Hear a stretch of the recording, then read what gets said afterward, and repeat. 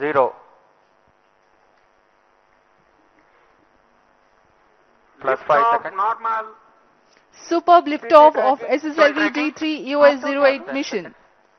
Sleek rocket soaring to the skies.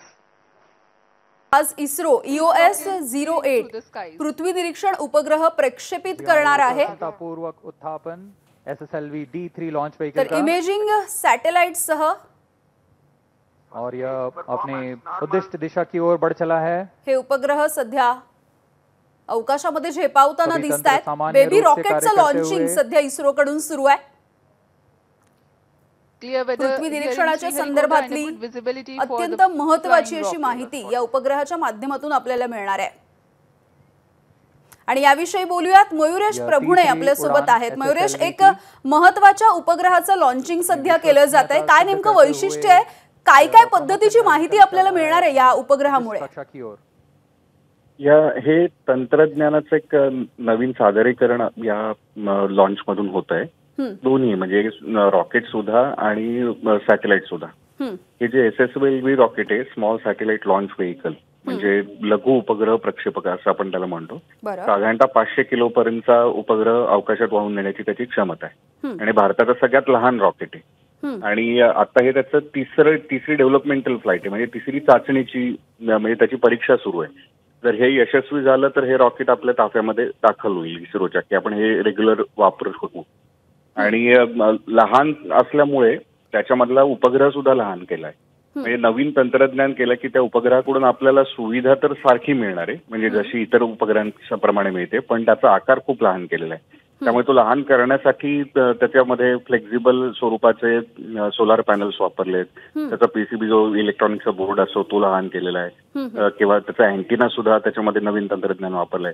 So असं नवीन स्वरूपात जसं आता मोबाईल गेल्या काही काळामध्ये बदलत गेले, सगळ्याच गोष्टी लहान लहान होत गेल्या, तर त्याप्रमाणे आता सॅटेलाइट सुद्धा लहान व्हायला लागलेत, पण त्यांच्याकडून मिळणारी सुविधा आपल्याला एकसारखी मिळणार। याचा फायदा काय आहे की एकतर खूप कमी खर्चामध्ये तुम्हाला उड्डाण करता येतं आणि कमी वेळामध्ये करता येतं, आणि याचं मार्केट आता जागतिक स्तरावर वाढतंय। त्यामुळे एक प्रकारे आपण ते जागतिक बाजारपेठ लक्षात घेऊन हे छोटं रॉकेट बनवलंय आणि त्याच्यामध्ये मावेल असा लहानसा EOS म्हणजे अर्थ ऑब्झर्वेशन सॅटेलाइट हा आपण बनवलाय। हे जर यशस्वी झालं तर त्या रॉकेटची चाचणी पूर्ण झाली असं होईल आणि हे रॉकेट आता रेग्युलर वापरासाठी तयार आहे असं जाहीर करण्यात येईल, आणि त्याचसोबत त्याच्यामध्ये जो सॅटेलाइट वापरलाय ते नवीन तंत्रज्ञान सुद्धा रेग्युलर वापरामध्ये येईल। अगदी मयुरेश, साधारणतः कधीपासून याविषयीचं काम सुरू होतं आणि कशा पद्धतीनं या उपग्रहाचे टप्पे राहिलेले आहेत याविषयी काही सांगू शकाल? SSLVचं जे काम आहे गेल्या दशकामध्येच सुरू झालं, कारण लहान काय होतं की समजा आपण PSLV हे रॉकेट बघितलं तर PSLV मध्ये जर एखादा सॅटेलाइट जात असेल तर त्याच्यासोबत बरीचशी जागा मोकळी असते, तर मग आपण काय केलं की त्याच्यामध्ये लहान नॅनो किंवा मायक्रो सॅटेलाइट त्याच्यासोबत पाठवायला सुरुवात केली। पण PSLVचं उड्डाण नेक्स्ट टाइम कधी असेल हे आपल्याला माहिती नाही, जेव्हा त्याप्रमाणे मागणी असली किंवा सॅटेलाइट तयार असेल तेव्हाच होईल।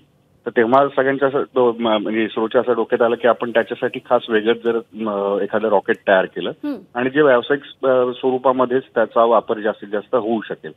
त्यामुळे हे रॉकेट असं बनवलंय इस्रोने की हे तयार झालं, सज्ज झालं की हे हस्तांतरित करण्यात येईल, म्हणजे एखादी कंपनी येईल आणि त्याचं प्रोडक्शन रेग्युलर सुरू करेल।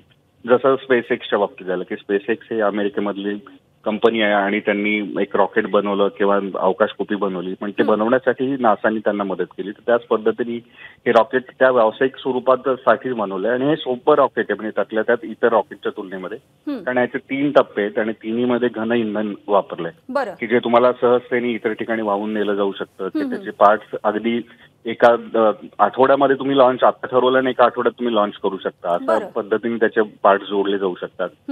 आणि खास याच्या लॉन्चसाठी एक स्वतंत्र अवकाश स्थळ पण सुरू होतोय, तो कन्याकुमारी पासून जवळ आहे। तर त्यामुळे त्या पद्धतीने गेल्या 5-6 वर्षांमध्ये त्याची तयारी झाली आणि त्या तयारीमधलं आता हे तिसरं चाचणीचं लॉन्च आहे। 3 पूर्ण झाल्या त्यावेळेस चाचण्या की त्याच्यानंतर ते प्रत्यक्ष वापरात ऑपरेशनल केलं जातं।